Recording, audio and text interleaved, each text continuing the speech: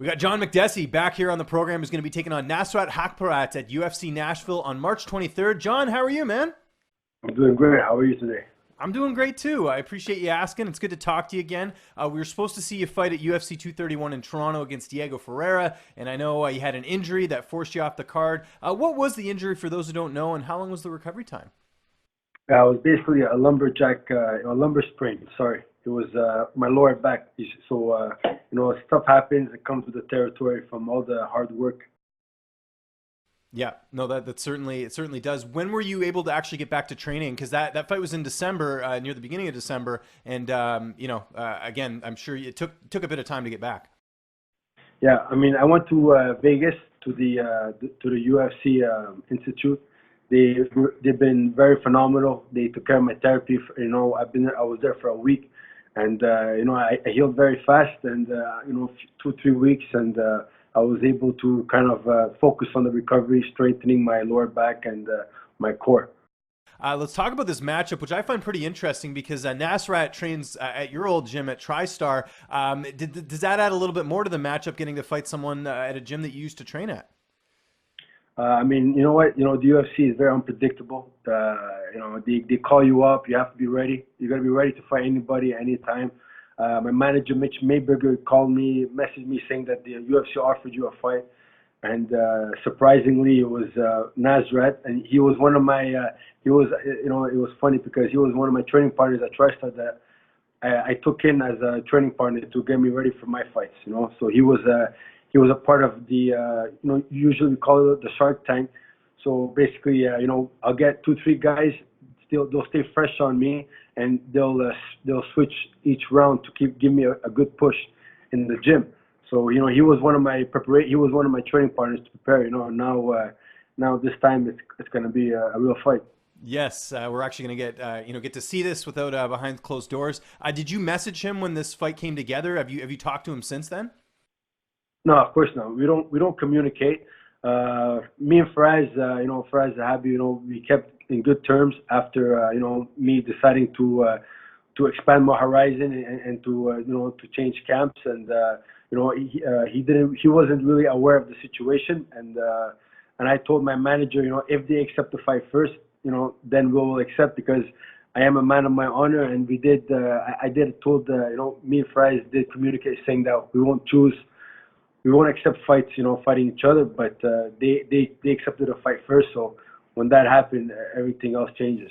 Yeah, and of course you're at Rufus Sport now. That's a great camp to be at. I know one of your teammates, Nate Jennerman's actually fighting tonight on the LFA card, and you just had Paul Felder fight. It must be a good time to be preparing for a fight because a lot of your teammates have scheduled fights as well. Yeah, I mean, there's a group of guys, phenomenal guys from the lower circuit to the high level circuit. A bunch of great training partners. They push me every day. Rufus Sports has been great to me. My affiliation. It's my second home now in Milwaukee, Wisconsin. As you can see, I'm in my Airbnb. I've been here now for a few weeks, getting ready for my next fight in Nashville. Okay, so you basically home base is still Montreal, but you just do your camps at Rufus Sport. Then you haven't actually moved to Milwaukee. No, not yet. I'm still living at home. I'm still living in Montreal, Canada, taking care of business over there with my older brother and close to my parents, my family, and also on the side, working on my business and building my brand. Yeah, absolutely, which is great. So let's talk about Nasrat. How do you feel like you match up against him in this fight? I mean, I don't really have any.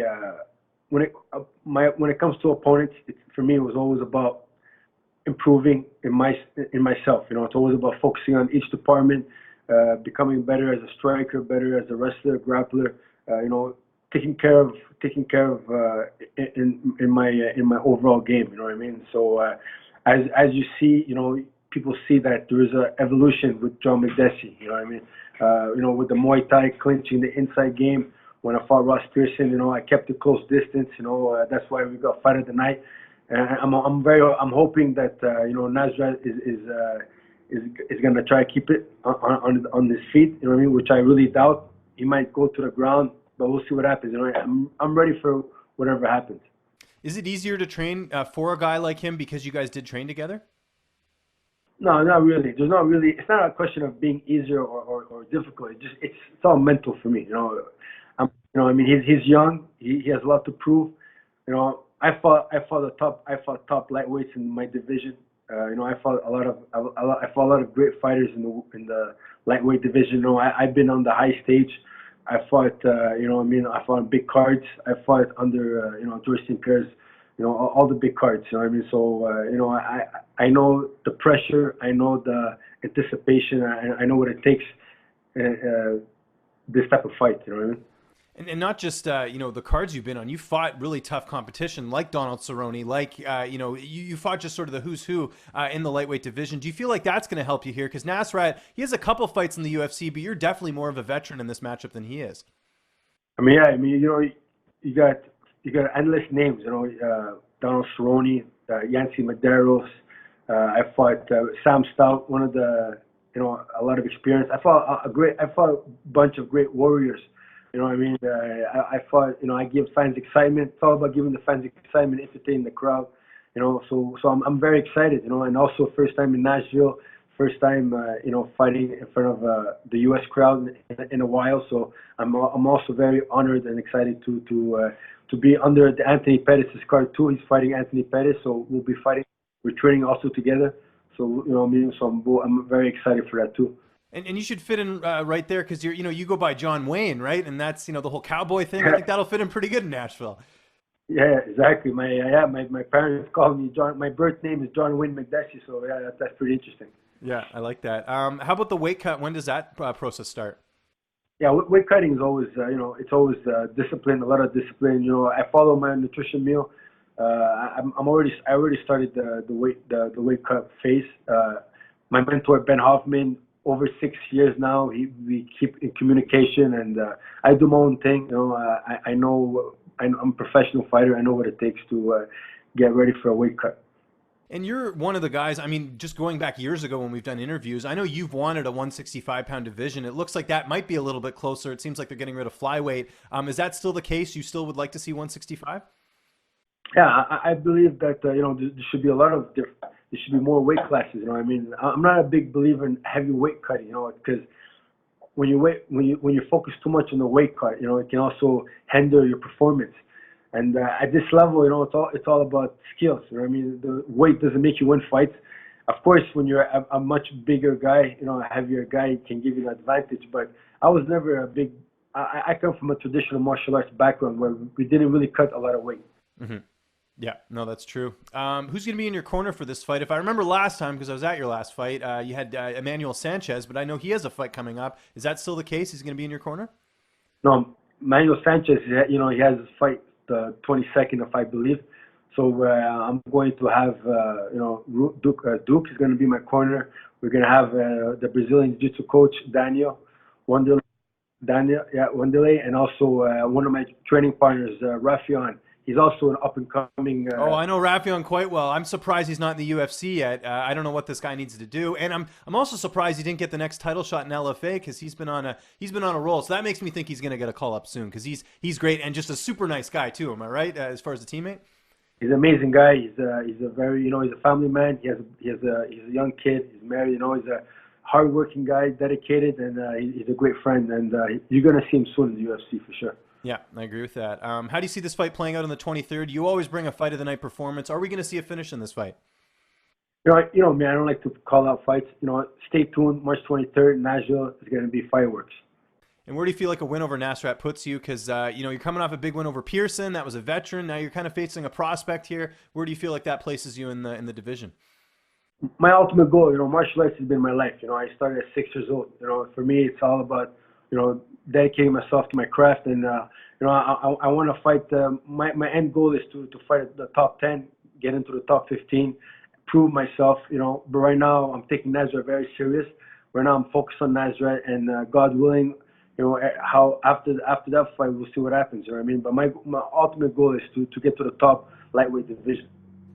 You referenced George St. Pierre earlier in this interview, and he just retired the other day. Your reaction to that, were you surprised? Were you expecting this, having known George as long as you have? Yeah, I mean, George is it's funny because, I fought on the same cards maybe like over 3 fights. You know what I mean? So I see him prepare for his fights. I was preparing for my fight under, in Montreal, Canada, TriStar. So, but when it comes to this business, nobody really knows deeply inside, his circle. I'm not really in his circle. It can be multiple reasons why he retired. You know what I mean? But God bless him. He was a great. He's a great ambassador. He's a great athlete, and he's one of the greatest fighters in MMA. You mentioned him as a teammate. When was the last time you actually spoke to him? Do you remember? Well, it's been a while. Yeah, a couple of years. Yeah, a couple of years. Is there one story that sticks out? Having trained with him in the past, and anything that really, any like a good memory you have of working with him or training with him or anything? Yeah, he's a very, he's a very stand-up guy. He was very respectful. He's a gentleman, and he works very hard.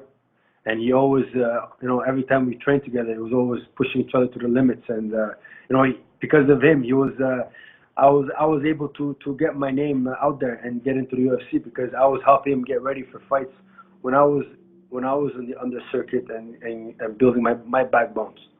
Okay, I like that story, and I love this fight, man. It's coming up here March 23rd. It is UFC on ESPN +6. John, glad to see you're healthy. Glad to see you're back in the cage soon. Just remind people where they can find you on social media, and if you have any sponsors or shout-outs, the floor is yours. Yeah, man. Well, first I want to thank you for the opportunity. It's always great talking to you, and anybody who wants to support me, go on Facebook, Twitter, Instagram, John Makdessi.